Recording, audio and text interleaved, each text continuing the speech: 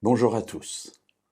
Nous avons vu hier comment le prophète Jonas, bien qu'ayant reçu un ordre clair de la part de Dieu d'aller à Ninive afin de porter un message de destruction à cette ville, se lève et va exactement dans la direction opposée vers l'Espagne.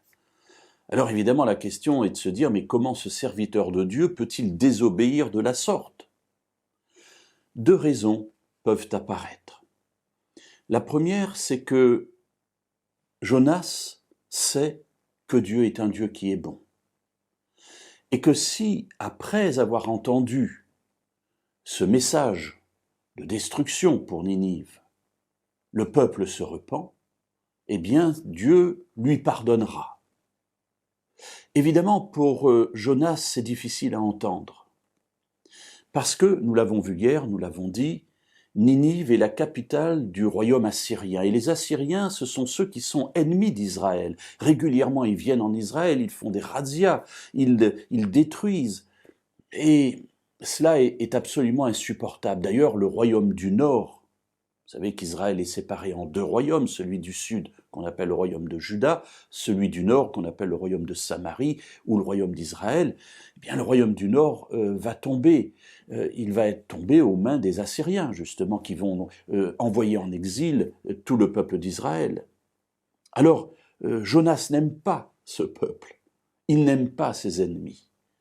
Et il se dit, voilà, si Dieu est tellement bon, et je sais qu'il est bon, et que les Ninivites se repentent, eh bien, ça va être une catastrophe pour moi.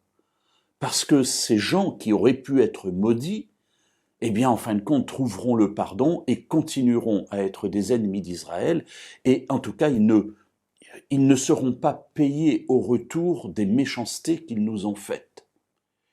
Et ça, évidemment, pour Jonas, c'est intolérable. Mes amis, pour nous, c'est pareil. Parfois, nous pouvons retenir le message de l'amour de Dieu lorsque nous nous adressons à d'autres personnes, parce que nous estimons que ces personnes, j'allais dire, ne sont pas en état de recevoir ce message. Et on a peur que Dieu soit assez bon pour leur pardonner. Alors plutôt qu'ils ne soient pardonnés, on préfère se taire et garder pour nous la bonne nouvelle du salut. Alors mes amis, réfléchissons à cette première réponse possible de l'attitude étrange de ce prophète. Pourquoi ne va-t-il pas à Ninive? Parce qu'en fait, il trouve que c'est bien que Ninive soit détruite et que ces gens-là ne bénéficient pas de l'amour de Dieu.